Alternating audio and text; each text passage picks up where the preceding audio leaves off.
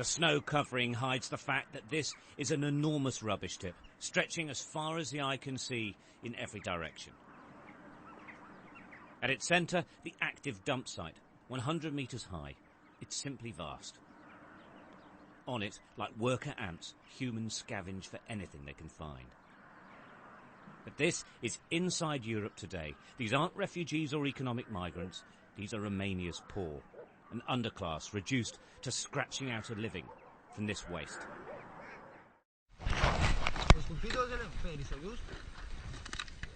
Filming inside the dump is strictly prohibited, but one of the workers was prepared to take our camera inside to see what it's like and to get a sense of just how miserable this place really is.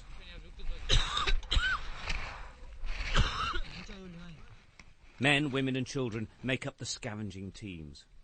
Government and private contractors own all the waste here. The scavengers, crows as they are known, are paid a tiny cut to collect recyclable waste. Once they could take it away themselves to sell. Not now. They are economic slaves, effectively tied to live like this. This wasteland is a throwback to the Soviet era. Toxic waste was dumped here as well. Its gas still leaks into the air today. The nauseous vapours are a constant. Locals say illness is never far away. The smell of rotten garbage, it kills you. You cannot stay outside more than 1 minute. So you have to wear a mask so you can stay outside. For the people close to the toxic waste, I cannot say how they feel or how sick they are. They're always sick and they cannot afford to go to the doctor or to hospital because they don't have insurance. The communities surrounding the dump are squalid. 5 years ago, the inhabitants were evicted from their homes in the centre of the city of Cluj and made to live here, on the outskirts, along the railway tracks towards the dump site. The families live amongst the filth. 10 of them share this room, all ages, all in together. Living conditions put a new spin on the term basic. They burn off the hair of the pig before it be prepared for eating. Nothing is ever left. A local leader gave us permission to film on his territory and showed us around. They are by and large Roma, a gypsy race originally from northern India who moved to Europe over 1,000 years ago. Outsiders aren't welcome, and even with permission, tensions quickly mount.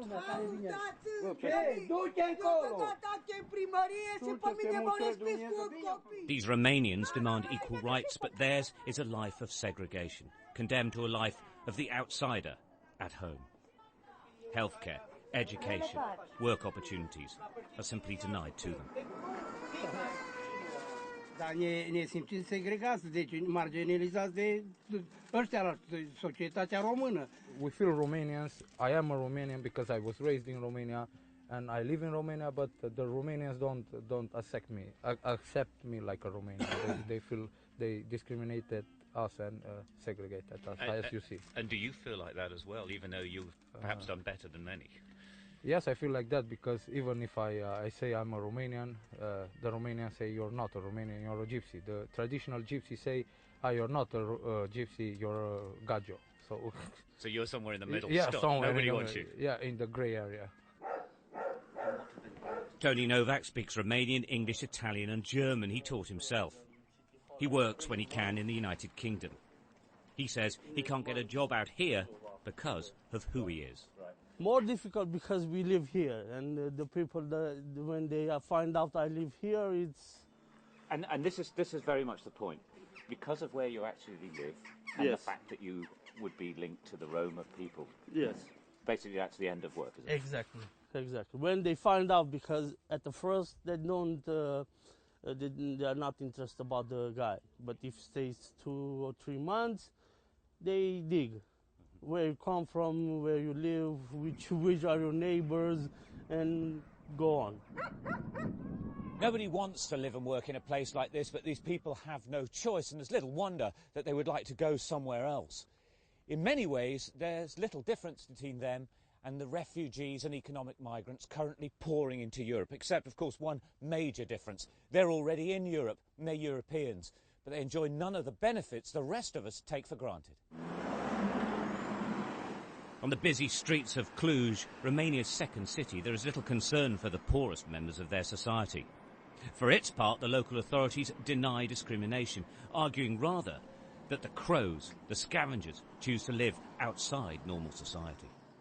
People just expect everybody to follow the same rules they do and to cope with the same problems they do and expect to have the same chances and opportunities they do.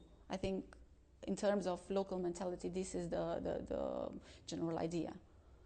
Some take all the responsibilities and the opportunities and the rights that comes with belonging to our community. Some don't. So I think it's in that maybe a matter of choice. For years, human rights groups have criticised Romania for its treatment of these people.